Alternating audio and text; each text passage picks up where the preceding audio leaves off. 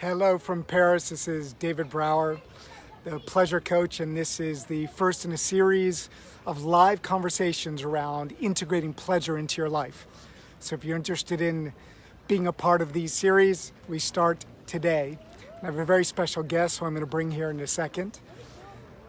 Once I can bring her on. I'm at the Luxembourg Gardens in Paris, France. You can see the Senate behind me in the garden. And the bell's ringing. It's our symbol to start. There she is. So let me bring Celynn on with us.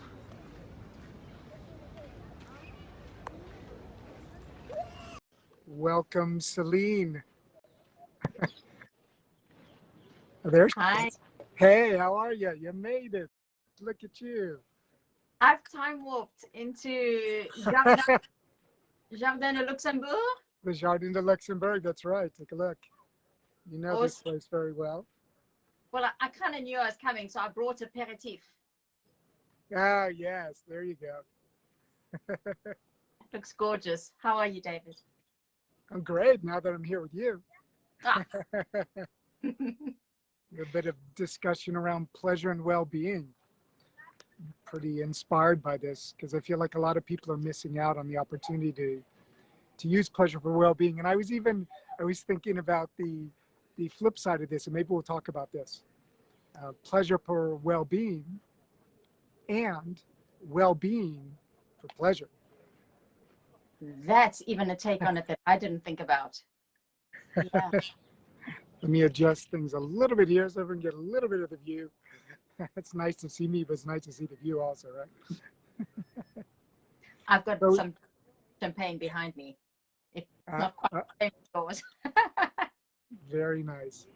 So I was sharing that I'm going to be doing some series about pleasure, integrating pleasure into our lives, and looking at pleasure from different perspective, beyond the cliches, beyond the black and white way of looking at it, beyond the idea that it's something overly perhaps hedonic, or it's just pleasure for pleasure's sake, or it's only the bedroom, or not that these things are not part of pleasure, but there's so much other pleasure to be drawn in our everyday lives. And one of the key places I am definitely extremely committed to is well-being. And I know that you're a specialist on mixing well-being with pleasure.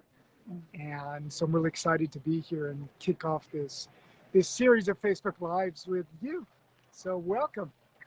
Merci beaucoup. Thank you. And such a great topic, especially this time of year where I think there's a mix between summer being pleasurable for those in the Northern Hemisphere, but also all the stressful spaces that we find ourselves in. And it's hard to find pleasure when we're immersed in the soup of stress. Yeah. It's a good topic. And why do we have so much trouble integrating pleasure into our everyday lives? Why does it seems like that should be a pretty straightforward thing. Why isn't it? Well, I think there's a variety of reasons. The one that comes up first in my mind is that sadly, although we are meant to experience joy as humans, we are actually wired to look out for things that might be harmful for us, to protect ourselves. So you can imagine from when we were living more in the wild, we'd have to be on high alert for danger in order to fight, flight, and do all of that. And some of that persists today. And I think there's also, it's cultural, right? Some cultures that, I'm just thinking of the French and the Italian, perhaps that have a better relationship with pleasure in the sense of time off or food, because we're going to discuss how many different dimensions there are to pleasure. So upbringing and culture has a role to play. Uh-huh. And then also our physiology and our chemistry, which is why I love the link that you made. It's not just well-being for pleasure, and pleasure for well-being, but it works both ways. It's hard to feel pleasure if you don't have the ingredients to make, say, dopamine or serotonin or oxytocin, which is what we need to experience a sense of pleasure. Mm-hmm. What do you think the reasons are? Or when have you struggled? Because I know you don't get it right all the time, right, David? No, of course not. I've struggled when there's been a lot of work, sure. I remember my corporate job, even taking the little breaks during the day, all this stuff that to go take a little walk, maybe to Yeah. drink some more water, to give a friend a call and laugh a little, go see a colleague, like find moments, a little break to justify to yourself that that's better than just sticking there for like 8 hours and just going at it. So you stay in the red zone that by the time you finish your day, you're just drained, and there's just got to be a better way to manage that. And I'm somebody who has a lot of energy, but nonetheless, the stress level, the anxiety. I think for me, the biggest thing was anxiety, kind of constantly kind of being in that sort of level of not being able to kind of let go of thinking about work because I've just been so attached to it throughout the whole day. There haven't been enough pleasure breaks, right? Pleasure breaks to be able to do that. Thankfully, in France, there is a very strong culture of breaking for lunch, and you don't sit at your desk, or at least most people don't, I hope. And so that structure is very, very useful, of course, to give you that break. But we work a lot here. If you're in a kind of interesting, kind of bigger job, I would say you're working long hours for sure. Yeah. So yeah, it's kind of challenging. And I would cook a lot, as you know, which is obviously very sensorial and manual, and it takes you right out of your head into your body. I think probably the biggest challenge for me was I worked from home for 15, 17 years now. And the break from going from the work space to shifting almost instantaneously to the home life and shifting there, that's a critical moment to be able to allow yourself, the space, the time, or finding some kind of ritual that immediately kind of helps you do that. I think cooking actually helps to do that. Carry a sharp knife, start cutting, you become very present. That is such a key point, is that if we want to find pleasure and we struggle with it. And then I'd like to come back to, let's not disassociate pleasure from work. Because if you're spending a third of your life or half your life doing work, how can you find ways to make it pleasurable, right? So there's that. And then absolutely such a key point around those pivotal moments of transition where our lives lack ritual at the moment, especially for those of us that are working from home and don't have transitions like commuting or going past the bistro or the pub or the gym or the grocery store or the walk through the front door even. That is a powerful sign that we've left a certain part of our day behind and we're entering another space. So yeah, I think that's key. And cooking is a beautiful way to do that. And if cooking is not your jam, I mean, there's many other ways you can do that. Changing your set of clothes, maybe going for a bit of a walk, having an accountability partner, a person that you call at the end of the day that is there to help you make the shift and change, reading something that's not work related. I mean, I'm sure between you and I, perhaps we could do that. We could come up with like a list of many. Yeah, tell me more what you suggest at work to be able to bring more pleasure into that. What are some of the things you suggest? I think one of the key things is starting with where you are. So be present. I think when we're stressed and maybe not feeling joy or pleasure, it can be easy to want to wish it over. I can't wait till the end of the day, or I can't wait till Friday. Like people who say I live for weekends. It's quite sad if we get to an end point in our lives and have the opportunity to reflect, and that's all we did. So I would start with being present. So even if you're doing a task that you don't enjoy, or you're in a meeting that's difficult, or you're answering emails, how can you use things like your breath and your senses to be in the moment, to not just constantly live forward or in the past? Yeah, that's pretty key for sure. Yeah. Breathing is used often to feel your breathing.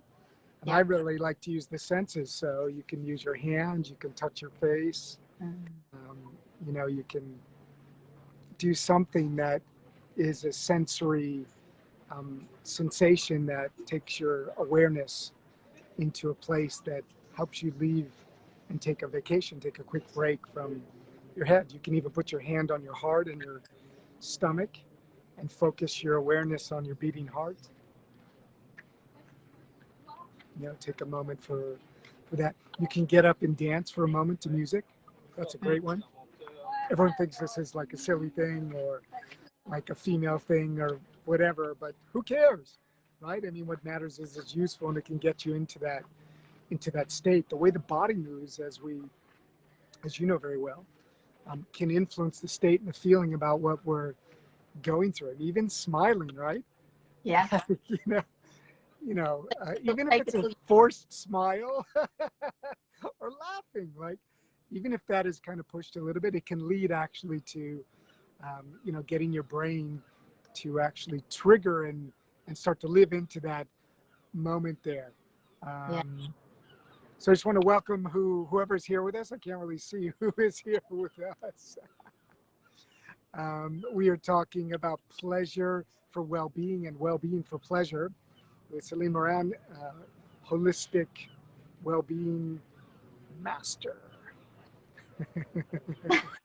who has a glass of champagne here with us. Aren't you drinking champagne? Thank you. I'm allowed to just Santé, everyone. Santé. Yes. And why I enjoy champagne is that, well, some of my heritage is from Champagne. My parents are from the region in France of Champagne. I also feel that champagne symbolizes powerfully a few things, definitely pleasure. And it's about quality for me over quantity. Like I never grew up with around me that overdrank champagne. You'd have a glass or two and then enjoy a meal. So it was about community as well. And for me, if that's the way I celebrate it and you don't, and you find pleasure in other ways, because I'm not advocating that we all drink alcohol, but then how can you be curious? And curiosity for me is also a key towards pleasure.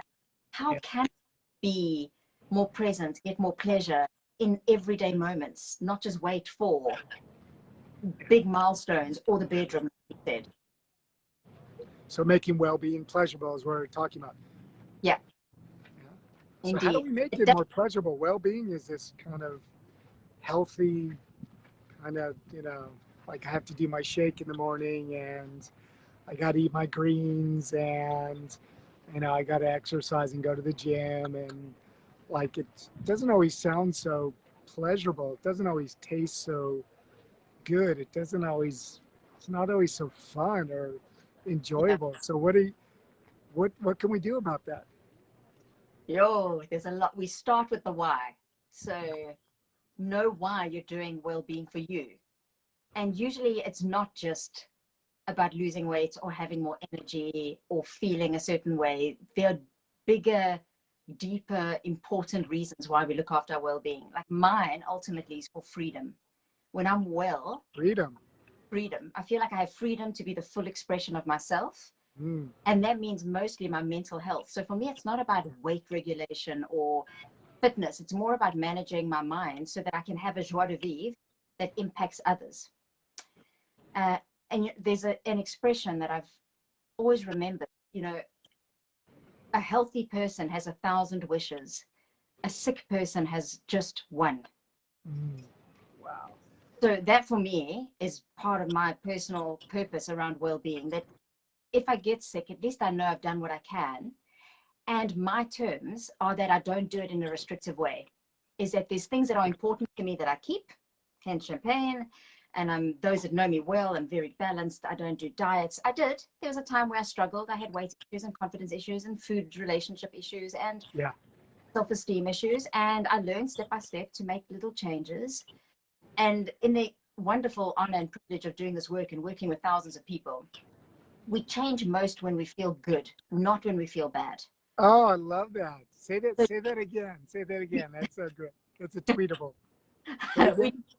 We change most when we feel good, not bad. Wow. That's boom, mic drop. No, that's like everything. For me, that's like everything right there. Yeah, so it's much more about the carrot than it is about the stick. The stick gets us far. So when you're restricting yourself or you're on a diet or you're forcing through a way of life that's not authentically you, you're not going to you're going to struggle to sustain it.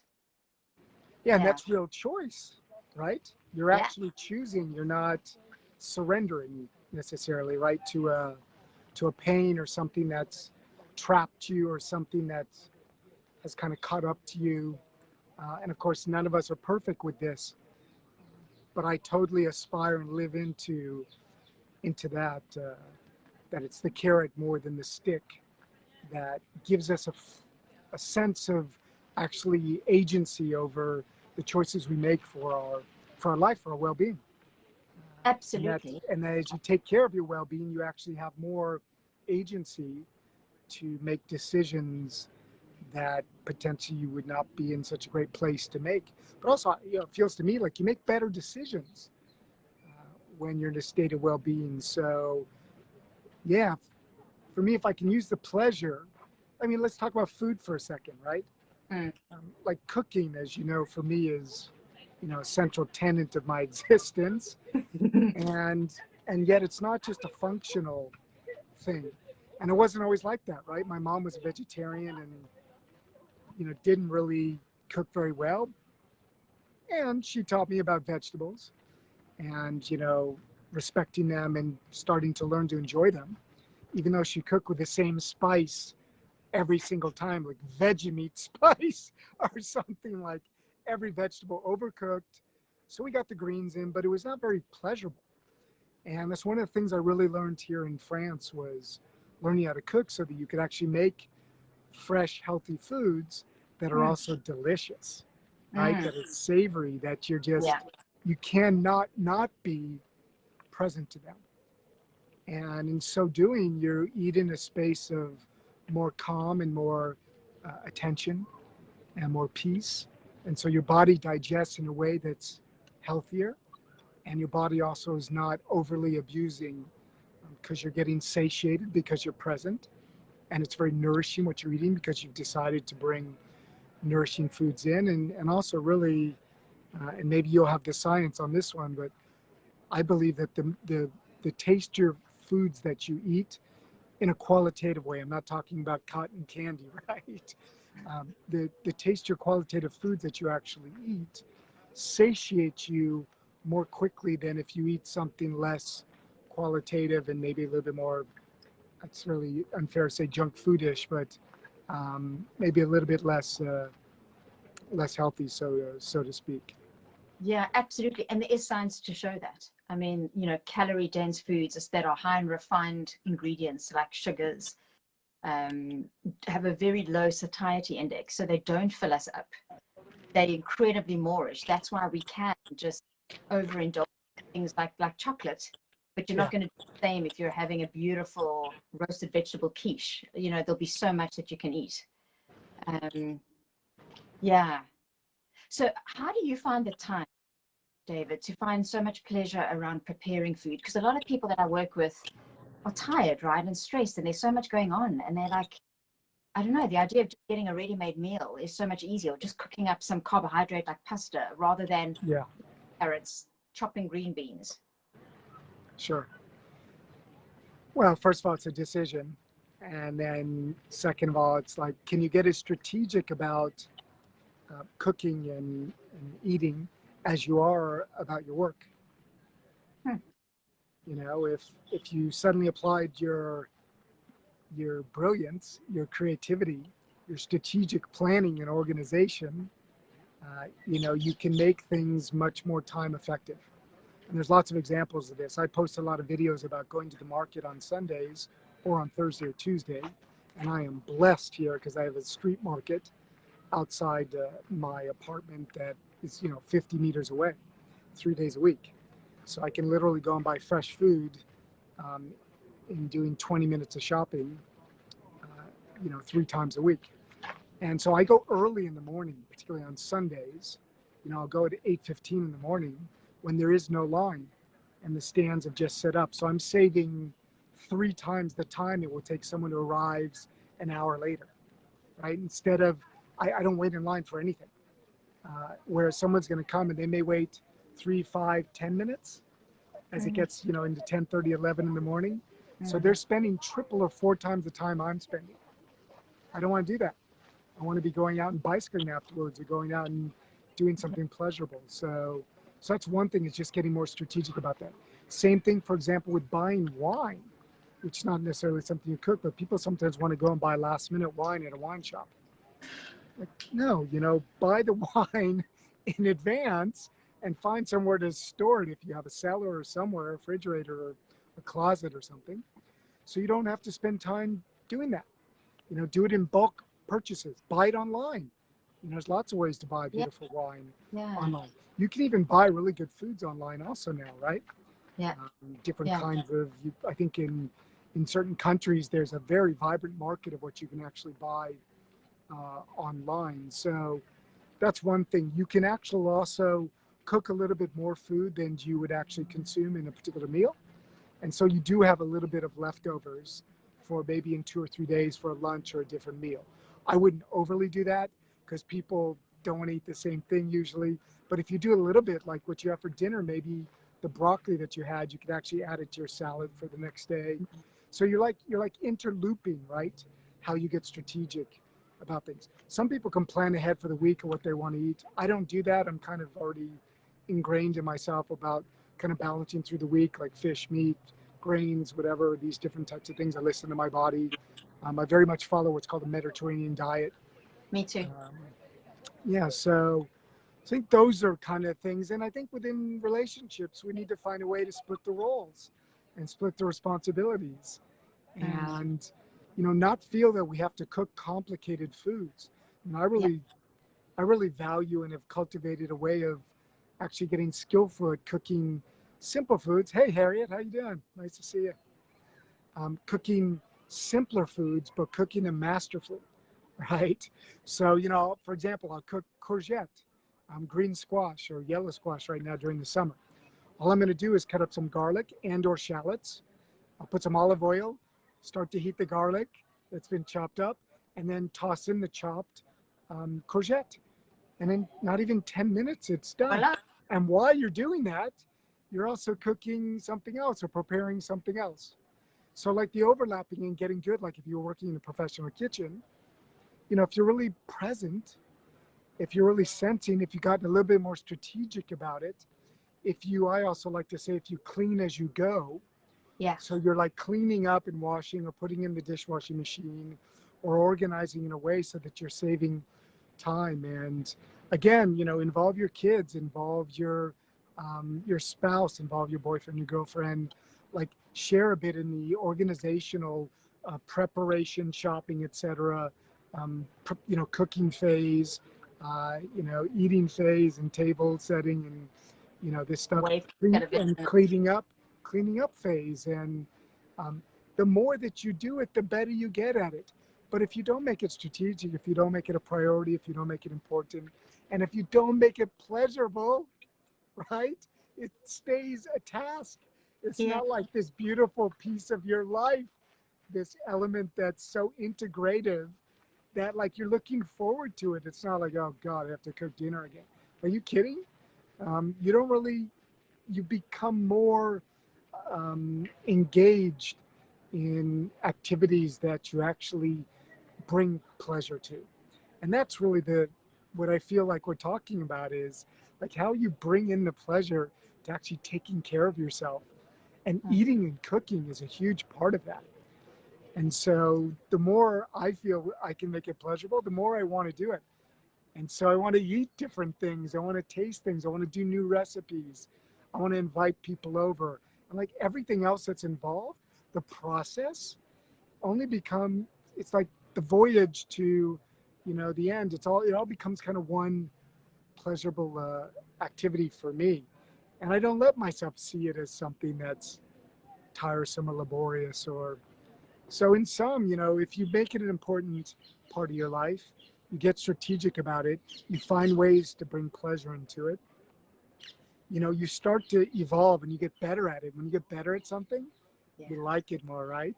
Yeah. And then you start to try new things. And hey, what if I tried this different kind of spices on this chicken dish? And you start to get curious and you start to really feel like you're loving it more. Yeah. I love that. And you made me realize that lately I've done two things to make my cooking experience more pleasurable. Is I've asked people to send me their favorite music. So I'll listen to music that I wouldn't have found myself. Hey, Brittany. And I'm enjoying that. Hi, Brittany.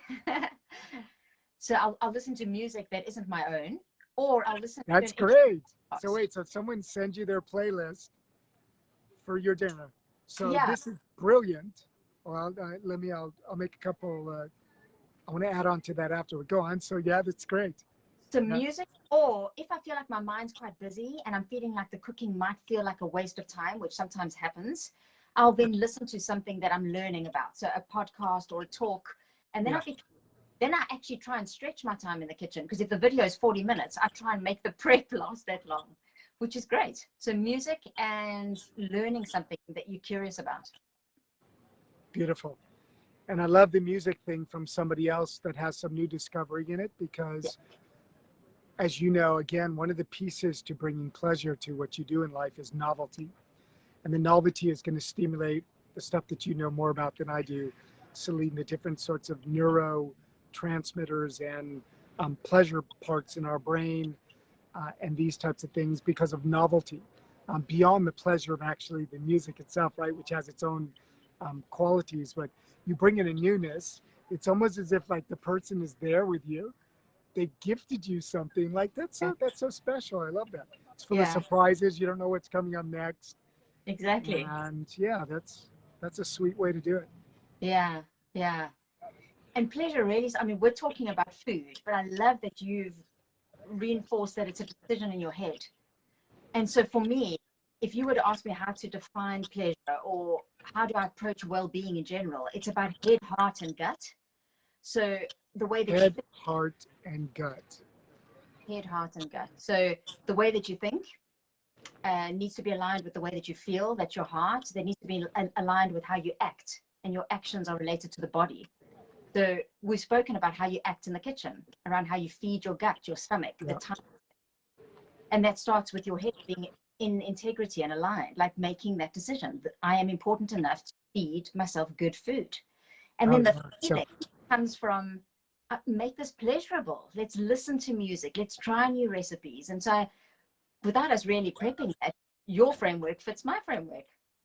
yeah, Yeah, and remember this great phrase. I don't know who said this, but what you practice in private, you will be rewarded for in public. that's And great. so, yeah, and this self-love, self-care, that well-being in itself is, and which food, right? Food is thy medicine. Is that Aristotle? Yeah. You know, Or Hippocrates, it is maybe. thy medicine. But what if your medicine can be pleasurable, right? I mean, Yeah, not why bittersweet. should it just be medicine? Medicine should be pleasurable. I mean, come on. My Otherwise we would just be eating pleasurable. transactional. I'm telling you, we would be just be eating transactional foods, and doing things that are for our well-being that are just mechanical almost. And sincerely, and again, I know that you know more about this, Celynn, but I feel that when we're in a place of pleasure, when we are doing uh, activities that are for our well-being, we're getting more value out of it for our well-being. There's like a bonus factor that kicks in when we are doing that. Can you talk to me a little more about that? If I'm understanding, it's like if you do something because you have to, it has a different feel to if you do something because you want to. For example, Yeah. So I have to exercise, or and I me have make to cook, I have to cook, versus I get to cook. or even for some people, I have to eat. Like they don't want to take a break, right? It's Yeah. No, it's I get to feed my I body. get I to. get Wow. to. Yeah. I think that then, because words matter, right? Words carry energy and frequency, and they Yeah. affect. So for instance, when we talk about saying, I'm dead tired, the reality is if you don't stop, you could die. I mean, burnout is a result of that. Sorry, I went straight from pleasurable cooking in the kitchen with champagne in my hand to that. But that's what we're seeing. We can see Yeah. anxiety rising, mental health issues. People, we are struggling. And this isn't easy. I mean, David, you and I are not saying this is easy. This just takes a concerted effort, a thought, a decision, a feeling, and then a commitment to making an action. Because hope is not a strategy. We can't hope ourselves well. We need to take action on it. And the easiest way to sustain action is if you enjoy it. That's why it should be pleasurable. So how do we not fall into, you know, this sense of too much pleasure? I mean, could too much pleasure be bad for our well-being? In some way, yeah. And I think the best person who describes that potentially is Stephen Kotler, the author of Stealing Fire, which is all about different paths to achieving the flow state. So phenomenal pleasure. Yeah. And I think regardless of what approach you take to your well-being, it's always good to periodically take check. So stop, maybe change things. I just before we had this discussion, I listened to Michael Pollan, who's like a renowned nutritionist that I really respect, speaking about he took 3 months off caffeine. And then when he enjoyed caffeine, when he started drinking caffeine again, he realized just how enjoyable it was. So I think for anything in life, I enjoy coffee, but by watching that video, I was like, yeah, what if I cut back just a bit from a place of joy, right? Because I know I'm going to enjoy it again. I know, David, you've done that with wine and alcohol, right? Yeah. Voluntary deprivation is a key component to breaking hedonic adaptation. Of course, a sense of becoming too used to something, almost jaded, almost Desensitized. kind of bored, desensitized. We're not really present anymore, right? We've kind of logged it into the automated part of our subconscious in our brain, and it just we kind of do it without really being present to us. We've kind of lost our presence to our sensory experiences of what we're going through. So that, and also if you feel like you've gone too far in one direction, a break that involves giving up something that you are quite attached to, that you enjoy very much, which surely for me would be drinking wine, potentially drinking coffee, those types of things. To just be able to take a break is quite a powerful mechanism. And if you think about it, religions have for long offered this type of vehicle to take a break and detach, right? What's it called? Lent and the Ramadan. There are different moments for religious reasons. I won't take ownership for explaining, but the sense of it is incredibly powerful to giving you back the power over yourself, and even like this self-agency, like I can live without this. Pleasure be still. I can still be in joy. I'm not addicted. I'm not overly attached.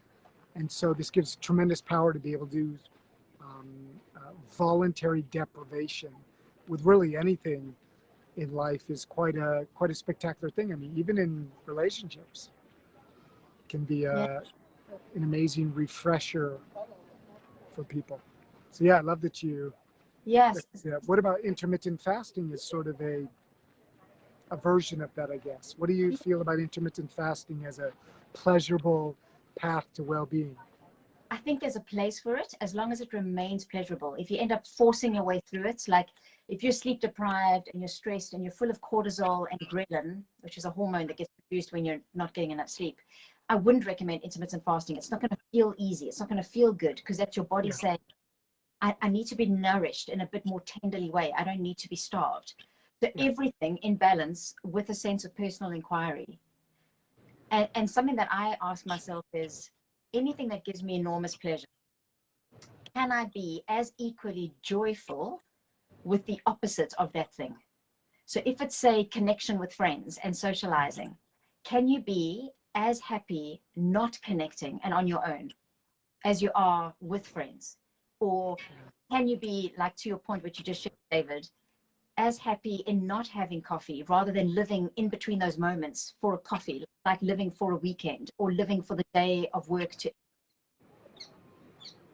I think it's absolutely beautiful. For me, this is a form of living with equanimity.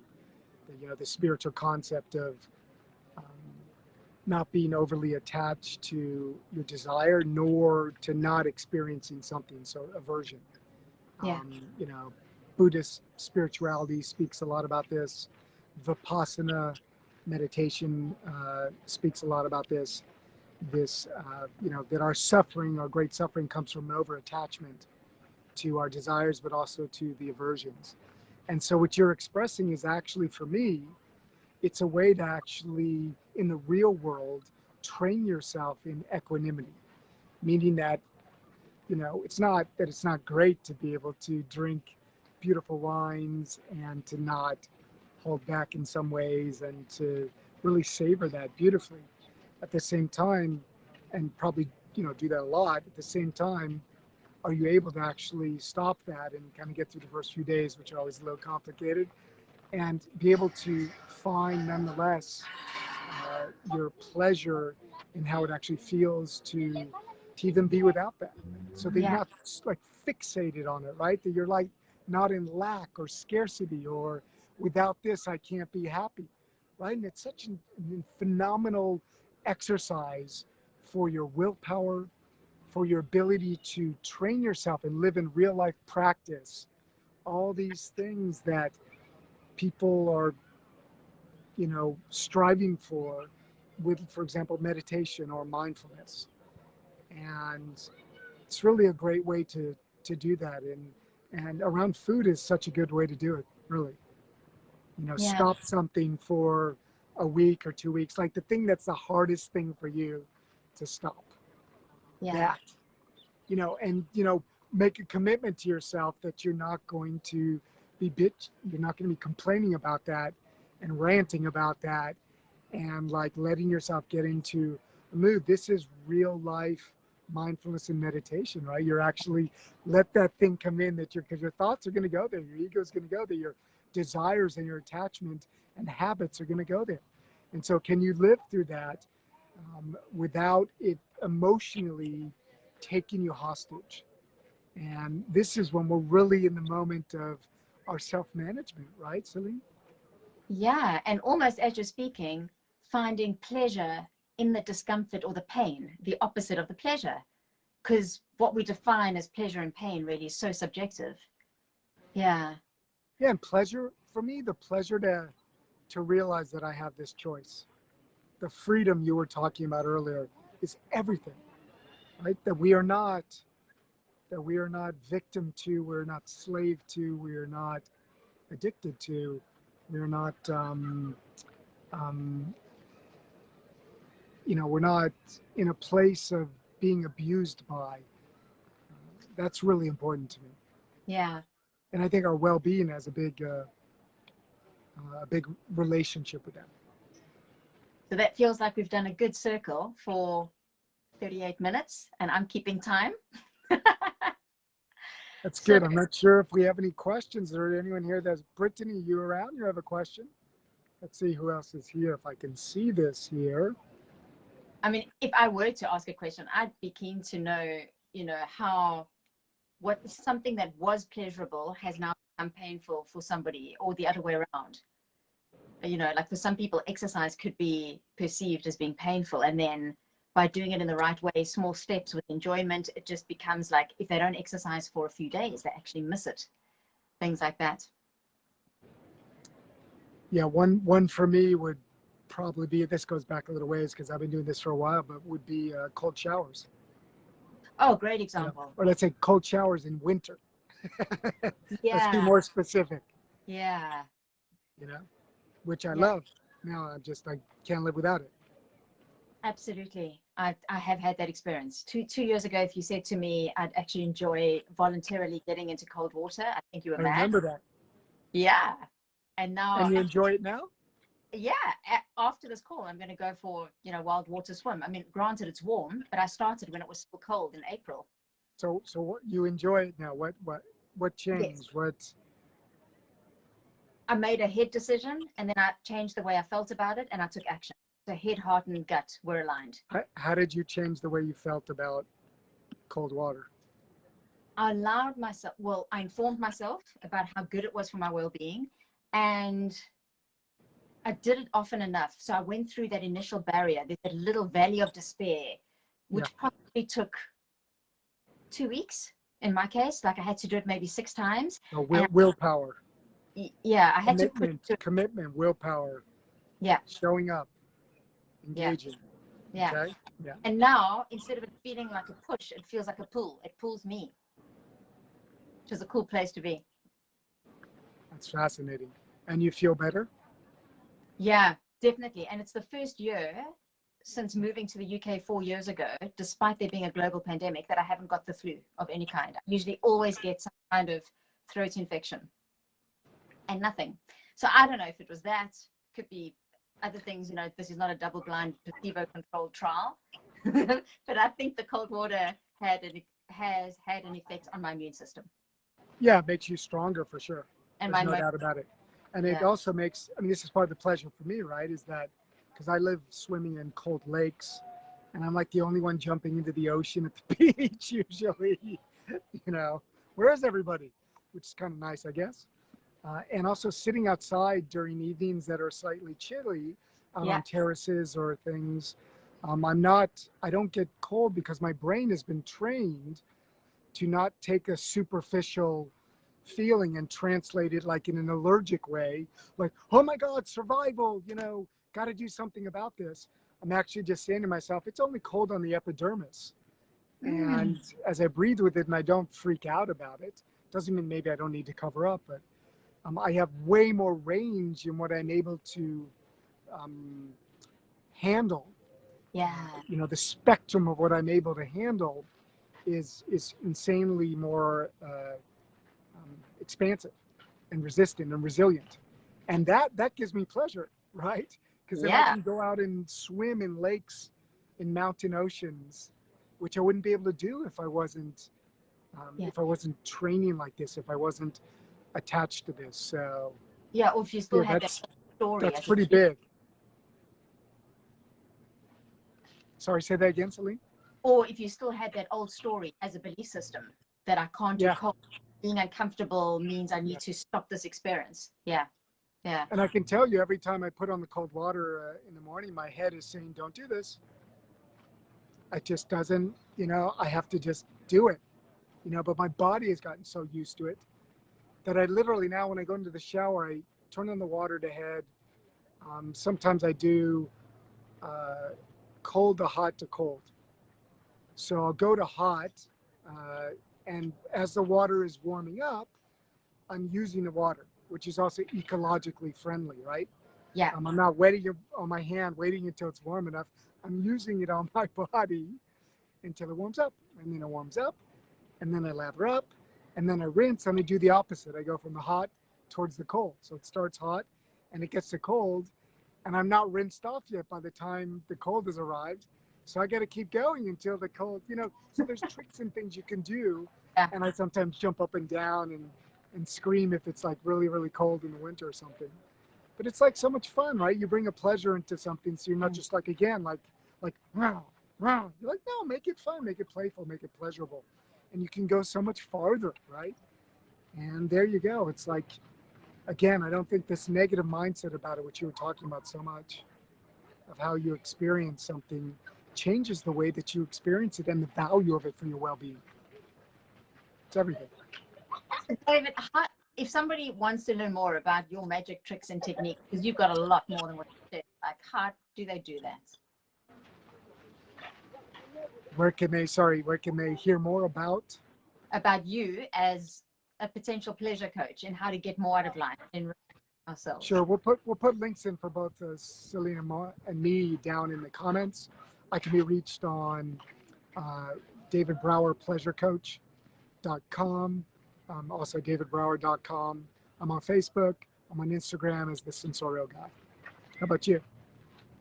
Yeah, I've got an awesome online community called the Wellbeing Clubhouse, where we meet twice a month, and we have fun and discussions, and there's lots of accountability, and there's a learning hub around how you can achieve or look after your holistic well-being in a way that is practical and fun, playful.